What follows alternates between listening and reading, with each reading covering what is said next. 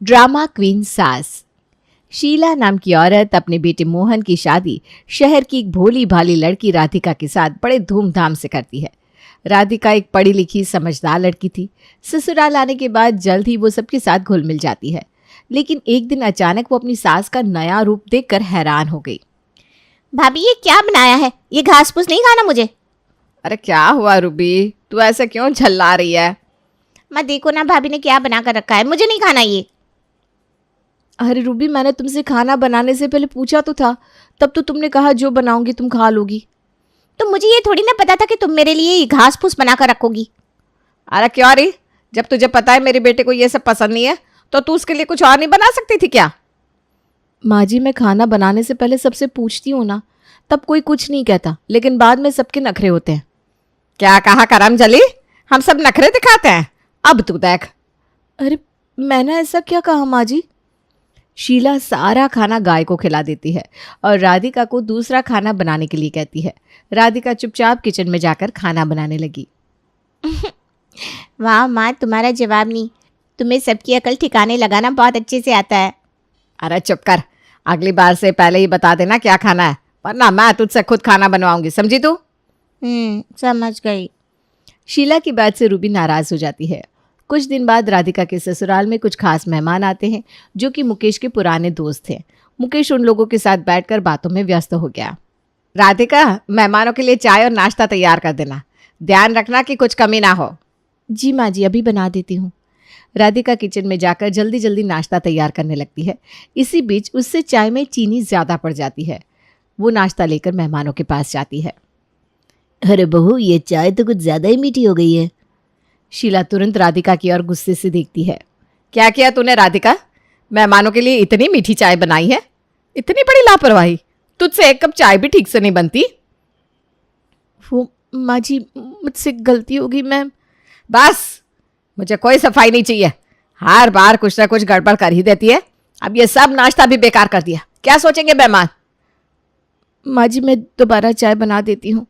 हाँ, अब दोबारा चाय बना, और ये जो कुछ तूने खराब किया है उसे फेंक दे।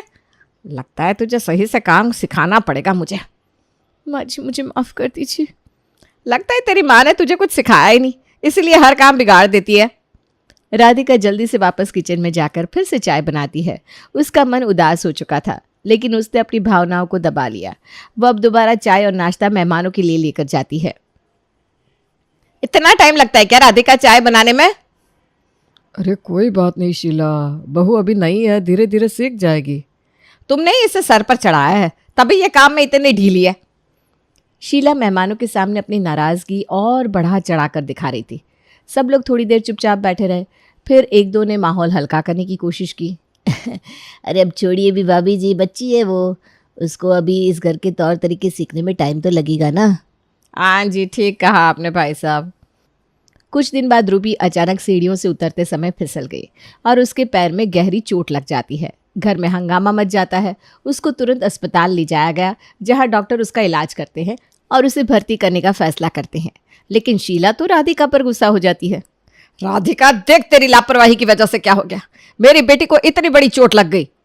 माँ जी, मैंने तो रूबी को कई बार कहा है कि ध्यान से चले।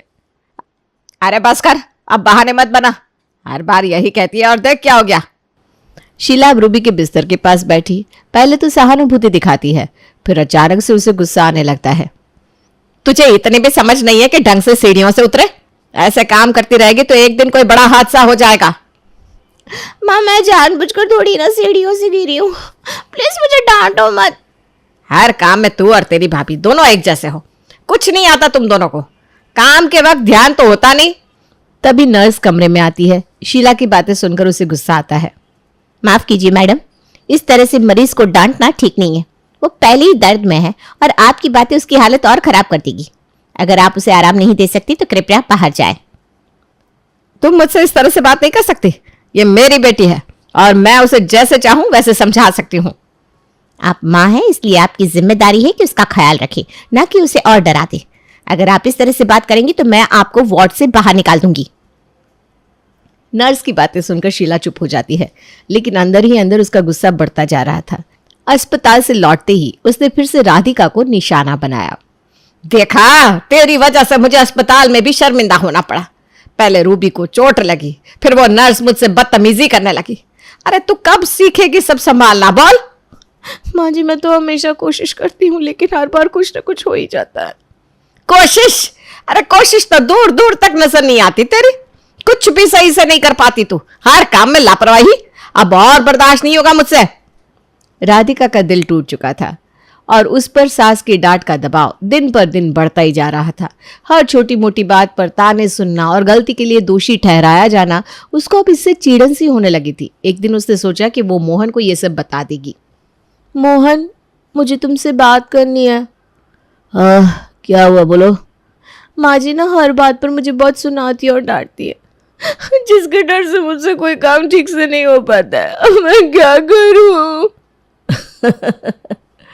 अरे माँ का स्वभाव ही ऐसा है, दिल पर मत लो, ये सब तो हर घर में होता है। हाँ, लेकिन मैं हर कोशिश करती हूँ फिर भी सब गलत कैसे हो जाता है? अरे तुम इसे इतना सीरियसली क्यों ले रही हो? थोड़ा ध्यान से काम करोगी तो सब ठीक हो जाएगा। राधिका को मोहन से ये उम्मीद नहीं थी। उसे लगा था कि मोहन समझेगा, लेकिन उसने तो बात को टाल दिया।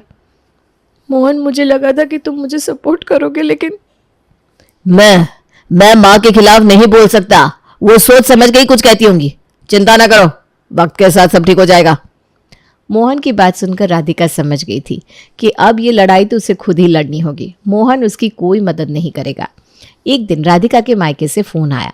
महीनों बाद माँ की आवाज़ सुनकर उसकी आंखें नम हो गई। हेलो माँ, कैसी हो? मैं तो ठीक हूँ बेटा, तू बता कैसी है? और मेरी नाती की क्या हाल है? अच्छी हूँ माँ, आपका नाती यहीं पास में ही खेल रहा है। लेकिन जैसे ही उसने बात शुरू की, शीला के हंसने की तेज आवाज़ सुनाई दी। पड़ोस की सविता उसके पास बैठी थी और दोनों गपशप में व्यस्त थी। अरे ये बहुएं तो बस दिखाने के लिए काम करती है, असली काम तो हमें ही करना पड़ता है। सही कह रही हो शीला, हमारे जमाने की बात ही कुछ और थी। अरे इसीलिए तो मैं अपनी बहू को कोई छूट नहीं देती। अच्छा? राधिका माँ से ठीक से बात भी नहीं कर पाई। बस 2 मिनट बात करने के बाद उसने फोन रख दिया। तभी अचानक आंगन में खेलते हुए उसका बेटा फिसल कर गिर गया और जोर जोर से रोने लगा। अरे देख, मेरा पोता गिर गया, कहाँ ध्यान है तेरा? माँ जी मैं तो यही थी। चुप, बच्चे का भी ख्याल नहीं है तुझे? दिन भर फोन में लगी रहती है और यहाँ बेटा गिर गया। तेरी माँ ने तुझे कुछ सिखाया है कि नहीं? ना घर संभालती है ना बच्चे का ध्यान रखती है। माँ जी मेरी माँ का फोन था, मैं तो बस 2 मिनट के लिए उनसे बात। शीला ने राधिका को कुछ कहने का मौका भी नहीं दिया। तू मेरे पोते का ध्यान भी नहीं रख सकती क्या? ऊपर से तुझसे कोई काम भी ठीक से नहीं होता। हाँ शीला, आजकल की लड़कियां ना कुछ नहीं सीख कर आती मायके से। इनको तो बस ऐशो आराम की जिंदगी चाहिए। अरे इसको कोई काम ढंग से करना नहीं आता सविता। माँ जी भगवान के लिए मेरी माँ को कुछ मत बोलिए, इसमें उनकी क्या गलती है? अरे उनकी यह गलती है कि तुझे कुछ सिखाया नहीं। राधिका का दिल बैठ गया। वो अपने मायके से मिली थोड़ी सी राहत भी भूल गई। अब उसे यकीन हो गया था कि इस घर में उसकी कोई इज्जत नहीं है। उस रात राधिका अपनी माँ की बेइज्जती सोच सोच कर रोती रही। बस बहुत हो गया, अभी तक मैंने माँ जी को कुछ नहीं कहा, लेकिन आज तो उन्होंने अपनी हद ही पार कर दी। अब मुझे उन्हें सबक सिखाना पड़ेगा। राधिका ने अब फैसला कर लिया कि वो चुप नहीं बैठेगी। एक दिन जब फिर से शीला ने उसे बेवजह डांटा तो राधिका ने सीधे उसकी आंखों में देखकर जवाब देने का मन बना लिया। राधिका, ये सब क्या किया है तूने? घर के काम में इतनी लापरवाही? तुझे बार बार समझाना पड़ेगा क्या? माँ जी मैंने सब काम ठीक से किया है, अगर आपको कोई समस्या है तो पहले से बता देती। हर बार ताना मारने से कुछ नहीं बदलेगा। क्या? तो अब मुझसे ऐसे बात करेगी? जी हाँ, अब हर बार में आपकी डांट और तानों को मैं नहीं सहूंगी। आप मेरी माँ को भी गलत बोल चुकी हैं, अब ये तो मैं बिल्कुल भी बर्दाश्त नहीं करूंगी। शीला को तो यकीन नहीं हो रहा था कि राधिका जो अब तक चुपचाप सब सहती आ रही थी, अचानक उसको क्या हो गया? घर का माहौल अचानक से बदल गया। अरे करम जले, तू मुझसे ऐसा बात करेगी? मैं तेरी सास हूं, जो चाहूं वो कहूंगी। देखिए माँ जी, आप बड़ी हैं, इसलिए मैं आपसे इज्जत से बात करती हूँ, लेकिन इसका मतलब ये नहीं कि आप हर बार मुझे या मेरे परिवार को बेइज्जत करेंगी। अब मैं खामोश नहीं रहूंगी। शीला की आंखें गुस्से से लाल हो गई थी, लेकिन वो समझ गई कि राधिका अब सब कुछ चुपचाप सहने वाली नहीं है। घर के माहौल में सन्नाटा छा गया। तभी मोहन कमरे में आया। ये क्या हो रहा है यहाँ? माँ राधिका, तुम दोनों लड़ क्यों रही हो? देख मोहन, तेरी बीवी मुझसे कैसे बात कर रही है। मोहन, अब मैं किसी का कुछ भी नहीं सुनूंगी। अगर ये मुझे इज्जत नहीं देंगे तो मैं भी इनसे इज्जत से बात नहीं करूंगी। अरे अरे शांत हो जाओ राधिका, माँ का स्वभाव ही ऐसा है। नहीं मोहन, हर बार यही बोलकर तुमने मुझे शांत किया है, लेकिन अब बहुत हो गया। मुझे अब अपनी और अपने मायके वालों की इज्जत की लड़ाई खुद लड़नी होगी। मोहन भी चुप हो गया। अब वो समझ गया था कि राधिका का सब्र का बांध अब टूट चुका है और इसलिए अब वो अपनी बात रखने से पीछे नहीं हटेगी। देखो राधिका, मुझे लगता है कि तुमको आज माँ से इस तरह से बात नहीं करनी चाहिए थी। वाह मोहन, जब मैंने आपसे कहा था कि माँ जी मुझे और मेरे परिवार को हर वक्त सुनाती रहती है, तब तो आपने बोला कि ये उनका स्वभाव है। हाँ तो वो माँ की आदत है। तो ठीक है, मैंने भी अब से अपनी आदत बदल ली है। मैं फालतू के ताने नहीं सुनूंगी। राधिका अब शीला की किसी भी फालतू बात पर ध्यान नहीं देती थी और बस अपने काम से काम रखती। शीला को जब ये समझ में आया कि अब उसके तानों का राधिका पर कोई असर नहीं हो रहा तो वो और चिढ़ने लगी। अरे देखो तो क्या झाड़ू लगाई है तूने, इतने धब्बे हैं जमीन पर, अच्छे से साफ कर इसको। माँ जी, मैंने तो पूरी सफाई कर दी थी, फिर भी आपको गंदा लग रहा है तो मैं दोबारा कर देती हूँ। हर काम तुझसे कहकर करवाना पड़ेगा, खुद से नहीं कर सकती क्या? आप कहे तो अभी कर देती हूँ। अरे रहने दे, मैं खुद ही कर लूंगी, तुझसे तो कभी सही नहीं होगा। जैसी आपकी मर्जी, कर लीजिए। राधिका के इस बर्ताव से शीला को गुस्सा आने लगा। शीला की चीड़ अब नाराजगी में बदलने लगी थी, पर राधिका ने कुछ भी नहीं कहा। ये तूने क्या खाना बनाया है? हाँ, नमक कम है, सब्जी कच्ची है। माँ जी, आप कहे तो नमक और डाल दूं? नमक से क्या होगा, खाना ही बेस्वाद है। कुछ और नहीं बन सकता था क्या तुझसे? आप बताइए क्या खाएंगे आप, अभी बना देती हूँ। तू हर बार सब कुछ बिगाड़ देती है। मैं कोशिश करूंगी कि अगली बार मुझसे गलती ना हो। क्या हो गया इसे? मेरी हर बात को इतने शांत होकर कैसे मानने लगी है ये? माँ, ये भाभी को अचानक क्या हो गया? अरे पता नहीं। राधिका के इस शांत व्यवहार से शीला खुद को असहाय महसूस करने लगी थी, क्योंकि राधिका अब अपनी सास की डांट को नजरअंदाज करने लगी थी।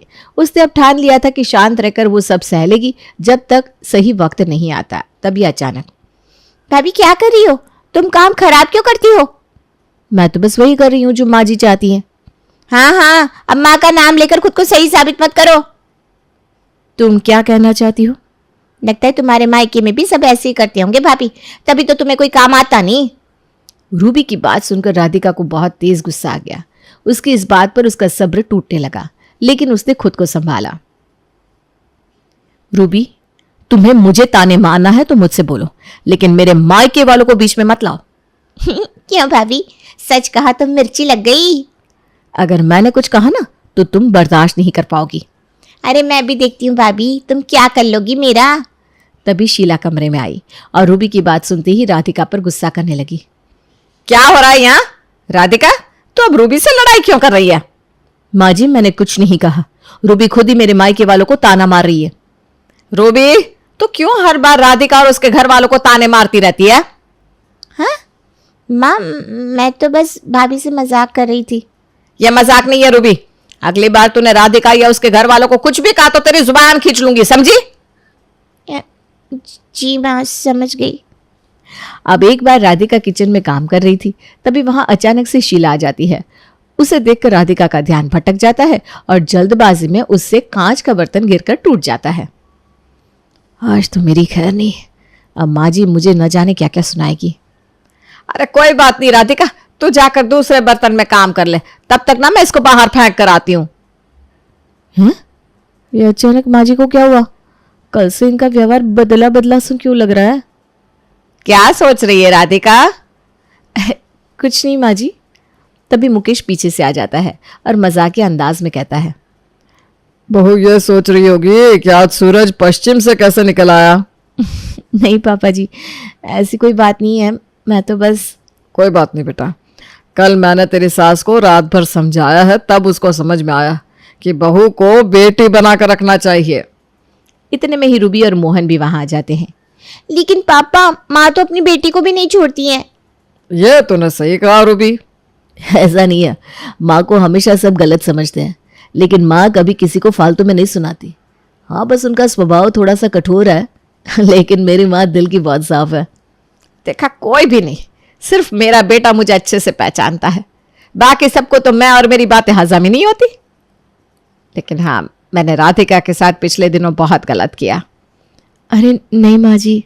अरे नहीं बहू, यही सच है। लेकिन अब से मैं तुझे कभी तेरे घर वालों को लेकर ताना नहीं दूंगी। शीला की ये बातें सुनकर राधिका खुश होकर शीला के पैर छूती है और शीला उसको गले लगा लेती है। धीरे धीरे उन दोनों के बीच सब कुछ सही हो जाता है और घर में वापस खुशहाली आ जाती है।